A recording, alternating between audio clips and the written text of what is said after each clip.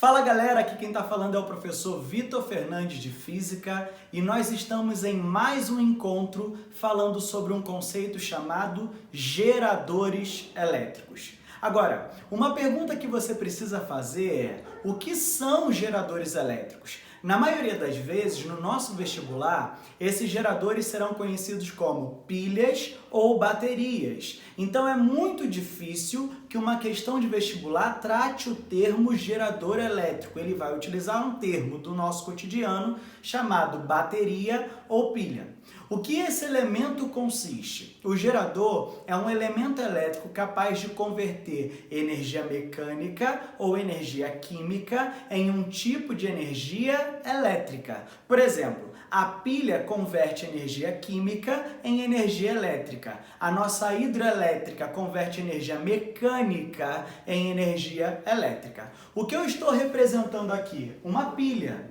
E aí eu queria que você entendesse que nesse momento a característica do gerador é uma característica de conversão de energia química em energia elétrica. Se eu fosse capaz de abrir essa pilha, eu teria uma figura com essa característica, onde eu estou representando uma força eletromotriz e dentro dessa pilha existe um total de tensão que está sendo produzido.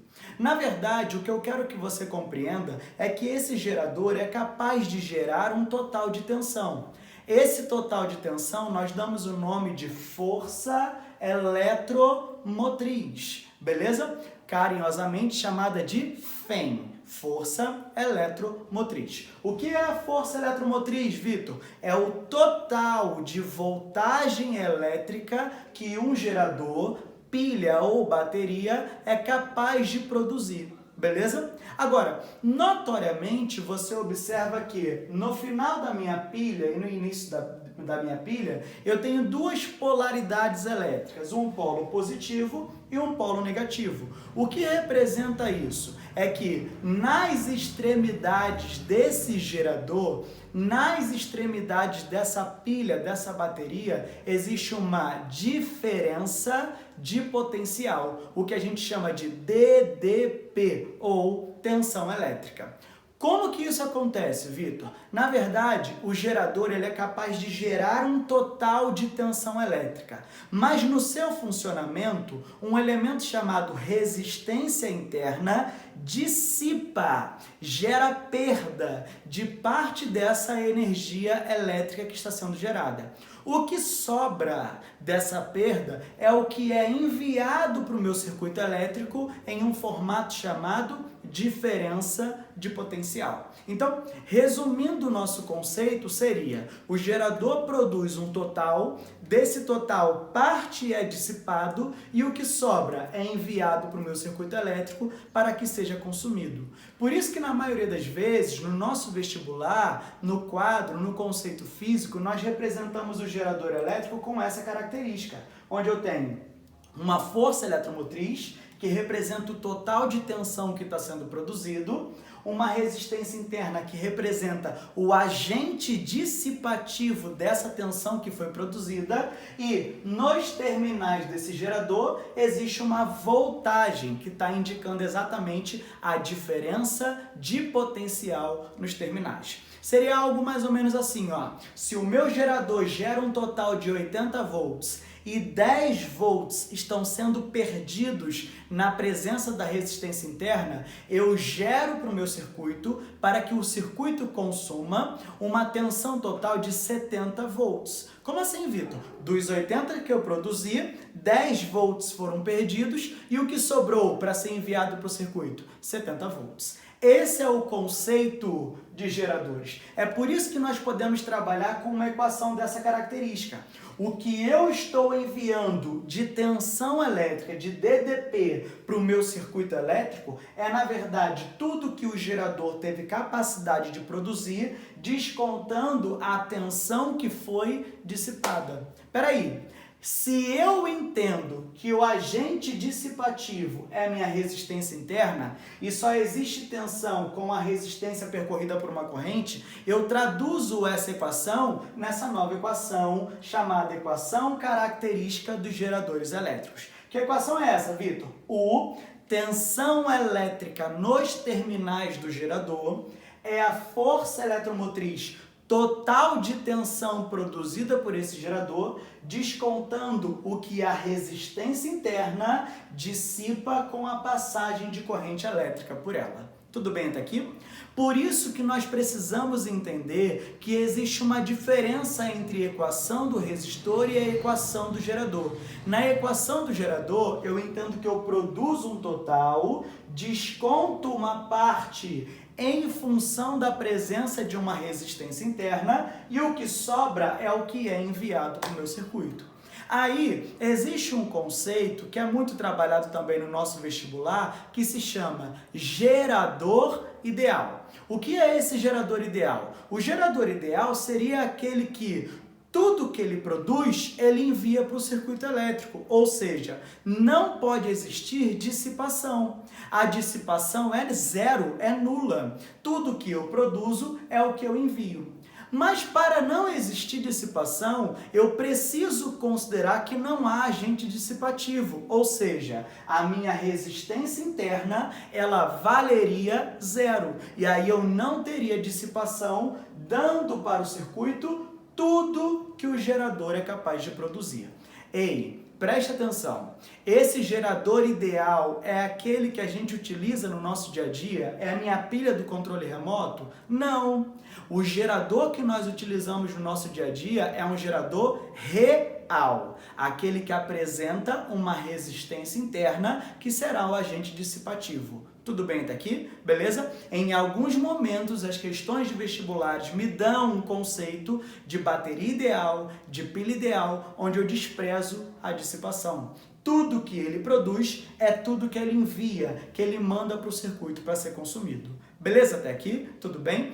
Por isso que eu posso traduzir essa equação em um conceito chamado curva característica do gerador, ou gráficos de geradores elétricos. A primeira coisa que eu preciso que você entenda é que quando você olha para a equação U igual a E menos R vezes I, o E é uma força eletromotriz desse gerador, dessa bateria, dessa pilha. O Rzinho é a resistência interna desse gerador, dessa bateria, dessa pilha. Esses dois elementos, força eletromotriz e resistência interna, não mudam. É uma característica da bateria que está sendo utilizada, do gerador que está sendo utilizado.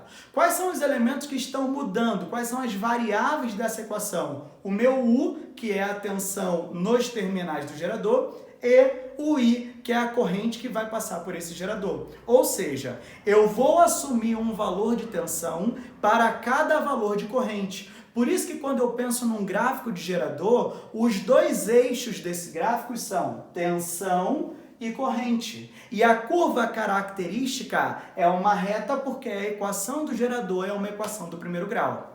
É uma reta em declive porque eu entendo que a equação apresenta U igual a E menos R vezes I. E esse Rzinho, minha resistência interna, seria na matemática o que nós conhecemos como coeficiente angular. Como ele é negativo, eu entendo que a curva ou reta está em declive. Eu preciso que você preste atenção em dois pontos fundamentais dessa curva. Quais são esses dois pontos? Um ponto em que a reta corta o eixo Y, o ponto em que a reta corta o eixo X. O ponto em que a reta corta o eixo Y, eu chamo de força eletromotriz. Então, toda vez que no gráfico do gerador você perceber esse ponto está indicando exatamente o valor da minha força eletromotriz dessa bateria, desse gerador, dessa pilha. Quando você olha para cá, eu entendo que o ponto em que a reta corta o eixo X é um ponto chamado corrente de curto-circuito. Ou seja, essa corrente também é chamada de corrente máxima do circuito. Ela trabalha quando eu não tenho resistência, ou quando eu tenho um fio sem resistência ligado a um gerador. Quando eu trabalho com esse fio sem resistência, nós já entendemos lá em circuitos elétricos que quanto maior a resistência, menor a corrente. Então, quanto menor a resistência, maior a corrente. Se eu estiver trabalhando com um fio sem resistência, eu tenho um valor de corrente muito elevado, chamada corrente máxima, ou corrente de curto-circuito. Peraí, então eu entendo que toda vez que eu trabalhar com um gráfico característico de um gerador, eu vou ter um ponto no eixo Y marcando a minha força eletromotriz e um ponto no eixo X marcando a minha corrente de curto-circuito. É exatamente isso que eu estou abordando aqui. O meu ponto 1, ponto em que a reta corta o eixo Y, é o ponto que marca o valor da tensão elétrica correspondente à força eletromotriz. Então, nesse ponto 1, lá em cima no eixo Y, eu estou indicando que o valor de tensão marcado é exatamente o valor de força eletromotriz da minha bateria, beleza? O meu ponto 2 indicado é exatamente o ponto em que a reta corta o eixo X, aquele ponto lá embaixo do gráfico. Eu entendi que esse ponto é chamado de corrente máxima ou corrente de curto-circuito. E nesse valor de corrente de curto-circuito, eu posso calculá-la. Preste atenção. Eu preciso que você compreenda que a corrente de curto-circuito existe quando eu estou trabalhando com um fio sem resistência, ou seja, a corrente só depende da força eletromotriz e da resistência interna desse gerador. É por isso que eu posso apresentar a equação da corrente de curto-circuito como sendo força eletromotriz dividido pela resistência interna desse gerador. Tudo bem até aqui? Sempre que eu estiver trabalhando com a corrente de curto-circuito, eu vou poder trabalhar com essa equação, força eletromotriz dividido pela resistência interna do meu gerador. Vitor, e se nesse gerador eu não tiver uma corrente de curto-circuito? Por exemplo, se a corrente for um outro valor de corrente, aí você não pode trabalhar com essa equação. Olha para cá rapidinho. Aqui eu tenho exatamente a representação em um circuito daquilo que seria a corrente de curto-circuito. Eu tenho uma força eletromotriz, total de tensão produzida por esse gerador, eu tenho uma resistência interna, ou seja, agente dissipativo dessa voltagem, e aí eu tenho a ligação dos terminais do meu gerador, lembrando que os terminais aqui são os pontos A e B, por um fio sem resistência. Toda vez que esse fio é um fio sem resistência, a corrente que passa por esse circuito gerador é chamada corrente de curto-circuito. Beleza até aqui? Tudo bem? Olha, eu tenho uma aplicação para vocês. E a aplicação é a seguinte. O enunciado te dá um gráfico onde ele representa tensão e corrente elétrica. E nesse gráfico existe uma reta que está marcando dois pontos específicos. Um de 80 no eixo Y, um de 10 no eixo X. Tudo bem até aqui? Beleza? O que eu estou conseguindo já visualizar com esses dois pontos? A bateria gerador apresenta uma força eletromotriz de 80 volts. E a minha corrente de curto-circuito desse gerador, dessa bateria especificamente, é uma corrente de 10 volts. E aí o enunciado vira para você e pergunta: qual é o valor da resistência interna desse gerador? Peraí. Em nenhum momento até agora nós falamos sobre a maneira de calcular a resistência interna. Vitor, como que eu vou fazer isso? Olha para cá rapidinho. Eu entendo que a corrente de curto-circuito ela é a força eletromotriz dividido pela resistência interna. Então, se matematicamente eu manipulo essa equação, eu entendo que a resistência interna seria a força eletromotriz dividido pela corrente de curto-circuito. Como o gráfico me deu a força eletromotriz 80, como o gráfico me deu a corrente de curto-circuito sendo 10, a minha resistência interna vai ser 80 dividido por 10, o que me dá uma resistência de 8 ohms. Nesse caso representativo, a minha bateria ou o meu gerador apresenta uma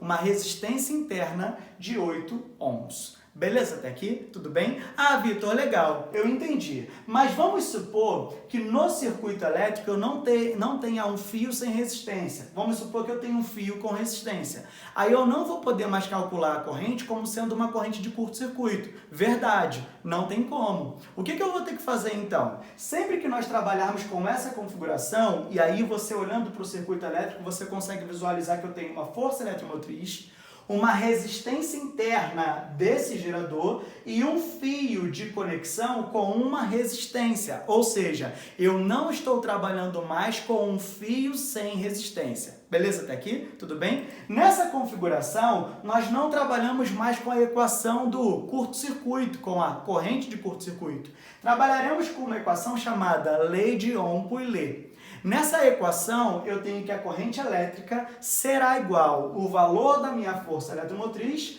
dividido pela resistência do circuito acrescido da resistência interna desse gerador. Ou seja, é a corrente elétrica que passa pelo circuito, será a força eletromotriz total de tensão produzida por esse gerador dividido pela resistência total do circuito elétrico acrescida da resistência interna desse gerador. Por exemplo, olha para cá. Aqui eu tenho um circuito elétrico onde eu apresento um gerador cuja força eletromotriz vale 6 volts e a resistência interna vale 1 ohm. Beleza? Tudo bem? O fio que está conectado a esse gerador, a essa bateria, tem uma resistência de 2 ohms. E o que eu te pergunto? Qual é o valor da corrente elétrica que atravessa esse circuito que apresenta esse esquema? Espera aí. Nesse momento eu estou trabalhando com um fio sem resistência? Não. Então não estou trabalhando com uma corrente de curto-circuito. Estou trabalhando com uma corrente diferente da corrente de curto-circuito. Para tal, eu não posso trabalhar com a equação do curto-circuito. Vou ter que trabalhar com qual equação, Vitor? Uma equação chamada lei de Ohm-Pouillet. É por isso que eu vou pegar o valor da força eletromotriz daquele gerador representado no circuito anterior, que valia 6 volts, pego a resistência total dos fios do circuito, que nesse caso só era uma, que valia 2 ohms, e pego o valor da resistência interna do meu gerador, que valia 1 ohm. Quando eu faço a abordagem matemática disso, eu entendo que a corrente que passa por esse circuito, que não é um circuito de curto-circuito, será uma corrente de 2 amperes. Então, nesse momento, nós entendemos a característica do gerador, nós entendemos uma equação que aborda a maneira como o gerador funciona, nós entendemos que essa equação pode ser demonstrada através de um gráfico, e nesse gráfico eu visualizei 2 pontos fundamentais, a minha força eletromotriz e a minha corrente de curto-circuito. Depois disso, eu apresentei um circuito elétrico que não era mais um circuito simples, era um circuito gerador, resistor, onde eu calculo a corrente elétrica por um conceito chamado lei de Pouillet. Bom, queridos, eu acho que com esse conceito abordado, fica mais fácil de você estudar o conceito de geradores. Espero que você tenha um bom estudo e não deixe de acompanhar as outras videoaulas. Eu vou disponibilizar uma lista de exercícios para vocês a respeito de geradores elétricos. Um grande abraço, fica com Deus, até mais.